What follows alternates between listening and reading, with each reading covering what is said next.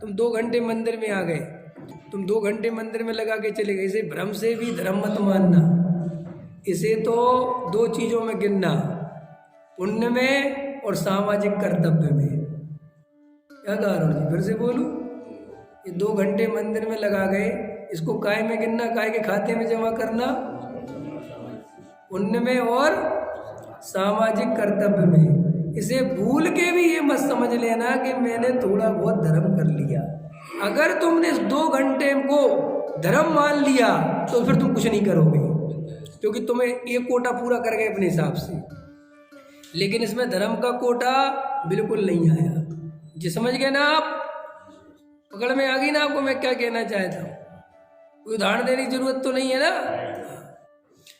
अब आप जब इस 2 के विभाग करोगे कि ये तो इस खाते में गए, अब धर्म का विभाग, अब धर्म के खाते में कुछ नहीं गया आज, धर्म के खाते में कब जाएगा? जब अब एकांत में बैठ के, चाहे वो घर पे करो चाहे मंदिर में, वो कहीं पे बैठ करो, न जहाँ कोई हो, न कोई भीड़ हो, न किसी से मिलना जुलना हो, एकांत में बैठ के अपने स्वरूप को निहारोगे, त्रिकाली ध्रुव भगवान आत्मा पर दृष्टि डालोगे। समझ लेना अब ये समय धर्म के लिए चल रहा है। अंतर समझ में आया?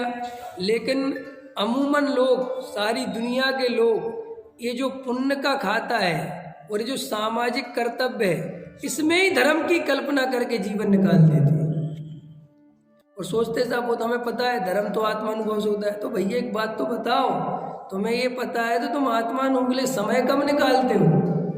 कि हम स्वाध्याय में जाते हैं ना रोज, भैया वो आत्मानुभव के लिए नहीं है, वो उसका आत्मानुभव से क्या संबंध है? कि क्यों? उसमें आत्मा की बात चलती है, आत्मा की बात चलती समझने के लिए। अनुभव तो अकेले में बैठ के एकांत में करना पड़ेगा। ये तो समझा दिया तुम्हें स्वरूप, यहाँ तो तुम्हारी गलतियां निकाल दी जाती हैं। ये गलती कर रहे हो, ये गलती कर रहे हो, ये गलती कर रहे हो, ख्याल में ना। और अब तो गलतियां भी निकालने वाले बहुत कम हैं। गलतियां निकालने वाले कम क्यों हैं?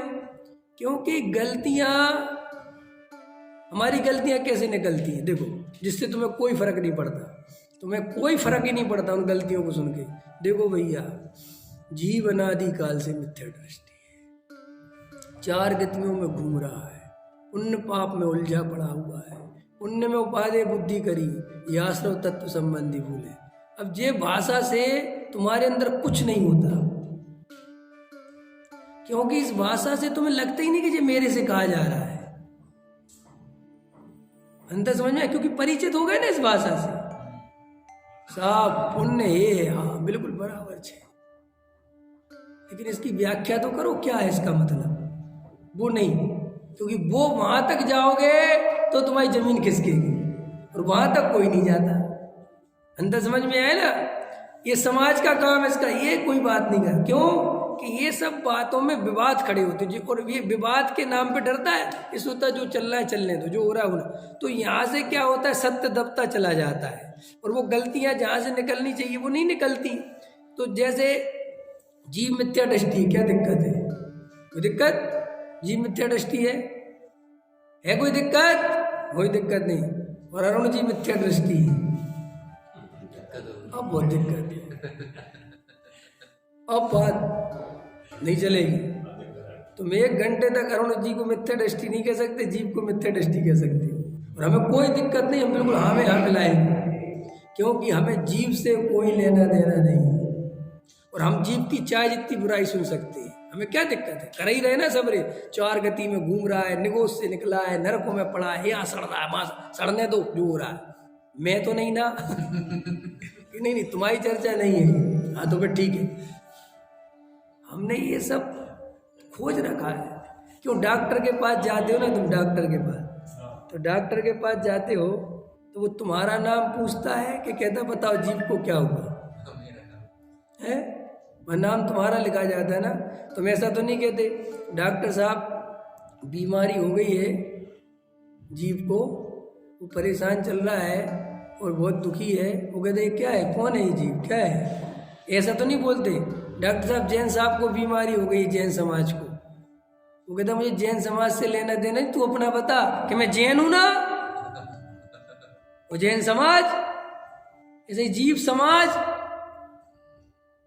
समझ गए ना मैं क्या कह रहा हूँ? व्यक्ति, वहां तुम अपना नाम लिखते हो विवेक कुमार जैन, उम्र 36 साल, ठीक है ना? अब बोल तेरी बीमारी क्या है, जैसे यहाँ अपना नाम लिखवाया करो। वो जीव तो सभी हैं, अब मेरा नाम लिखो, इस पर आएगा अरुण कुमार, उम्र 62 वर्ष, बीमारी मिथ्या दर्शन। अब इलाज करो, अब बात बनेगी, अब पकड़ में आएगी बीमारी। अब तुम्हें मशीन में हम डाल सकते हैं क्योंकि तुमने एक्सेप्ट किया कि मेरे को है। अभी तो सबको है जी, तो हम सबको डाल दें मशीन में, हाँ सबकी चल रही, सब में कोई दिक्कत नहीं। इस समूह में यही तो दिक्कत है, जहां तुम बचे रहते हो वो निकल जाते हो बच के। ख्याल में है ना? समझ गए ना? भीड़ में मजा यही तो है कि तुम पकड़े नहीं जाते। चोर भीड़ कहाँ देखते हैं? चोर कहाँ जाते हैं? कौन सी जगहों पे? भीड़ में, जहाँ पॉकेट मार होते हैं। उनको ऐसी थोड़ी चाहिए सुनसान जगह, उनको क्या चाहिए? भीड़, जहाँ इतनी धक्का मुक्की हो रही हो कि पर्स निकालने में बहुत आसानी हो। ऐसे ही मिथ्या दृष्टि जीव समूह देखता है, भीड़ देखता है, जहाँ सबकी चर्चा चले मेरी नहीं चले। मेरा, समझ गए ना? ये हम प्रशंसा करते हैं नाम ले लेके, और धर्म की चर्चा करते हैं जीव कह के। क्या कमाल के लोग हैं ना अपन। किसी ने दान दिया हो, आओ साहब फलाना आदमी 10 लाख रुपए दिए, और धर्म की चर्चा नहीं करते नाम लेके कि जो मिथ्या दृष्टि है आओ। कोई कहता है किसी आओ मिथ्या दृष्टि जीव आओ, अरे किसी बात कर रहे साहब, हम तो तुम्हारे प्रवचन में कल से आएंगे ही नहीं, तुम भरी सभा में मिथ्या दृष्टि कहते हो। हाँ, अकेले में मिथ्या दृष्टि बने रहो, और जीव राज मिथ्या दृष्टि कहते भी रहो, लेकिन मुझे मिथ्या, देखो ये पर्याय का एकत्व कितना भयंकर है। ये लोग एक तरफ तो कहते मैं तो साहब आत्मा, काहे के आत्मा हूं? तुम्हारा ऐसा ऑपरेशन करने वाला मिलता नहीं तुम्हें, तुम्हारी जमीन खिसक जाए अंदर से। वो तुम्हें ऐसी जमीन खिसकवाना नहीं चाहते, क्योंकि आदमी को अंदर बल बना रहता है ना, वो धार्मिक है, और उसकी ऐसी जमीन खिसका तो उसे बड़ी तकलीफ होती है। हम तो अभी तक अपने कुछ मान नहीं रहे थे, और तुमने तो सभी खत्म कर दिया हमारा। अरे भाई, ईमानदारी से सम्यक दृष्टि होना हो, वास्तव में मोक्ष जाना हो, तो इन बातों को सुनना ही पड़ेगा, समझना ही पड़ेगा, ये दोष निकालने ही पड़ेंगे, वरना काम नहीं चलेगा। तुम्हारी जगत में कदम कदम पर प्रशंसा करने वाले मिलेंगे, क्योंकि उनको अपने काम निकलवाने हैं, लेकिन जिन्हें तुम्हारा मिथ्या दर्शन दूर करना है वे तुम्हारी प्रशंसा कभी नहीं करेंगे, वे तुम्हारा दोष बताएंगे कि क्यों, कि भैया तुम्हारी प्रशंसा करके तो तुम वैसे ही अनादि काल से घूम रहे, ये भाव भी चला जाएगा। ख्याल में है ना?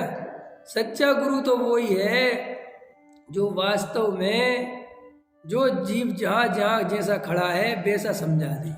ख्याल में है ना? कोई इधर उधर की बात नहीं। मूल बात यह है कि तत्व विचार में मन नहीं लगता, तो तत्व विचार में मन इसलिए ही नहीं लगता क्योंकि अभी तत्व विचार की कोई आवश्यकता महसूस नहीं। हाँ, अभी सिर्फ सुना है कि तत्व विचार जरूरी है। समझ में आया कि नहीं आया? पूजा में मन क्यों लगता है बताओ? पूजा करने में मन लगता है कि नहीं लगता? जैन साहब, अरविंद जी बताओ कि लगता है कि नहीं लगता? लगता है साहब। भक्ति करने में मन लगता है कि नहीं? लगता है साहब। स्वाध्याय करने में लगता है साहब। विधान करने में लगता है साहब। तीर्थ की वंदना करने में लगता है साहब। लगता है ना? तो तत्व विचार में क्यों नहीं लगता? प्रश्न है, इन सब में क्यों लगता और तत्व विचार में क्यों नहीं लगता? सुनो, मैं बताता हूं उत्तर। तत्व विचार में राग का अभाव होता है और इनमें राग की पूर्ति होती है। क्या कहा मैंने? तत्व विचार करने से राग का भाव होता है, और राग का भाव ये करना चाहता नहीं, और यहाँ आके राग की पूर्ति होती है। समझ में है ना? दो तरह की पूजा होती है अरविंद जी, कौन से मजा आती? विशेष के सामान्य, कौन सी पूजा में ज्यादा आनंद आता है? अरुण जी बताओ, ये तो बताएंगे नहीं, आप बताओ। है विशेष, जिसमें हाँ, जिसमें अच्छे अच्छे विधानाचार्य हो, संजीव जी जैसे, है ना, बढ़िया म्यूजिक हो। ओहो, मोक्ष के प्रेमी हमने, ओ आहा, कर्मों से लड़ते देखे, ओ मजा आ गया। आज तो विधान मजा आ गया। इसमें राग की पूर्ति हुई है, कोई धर्म है?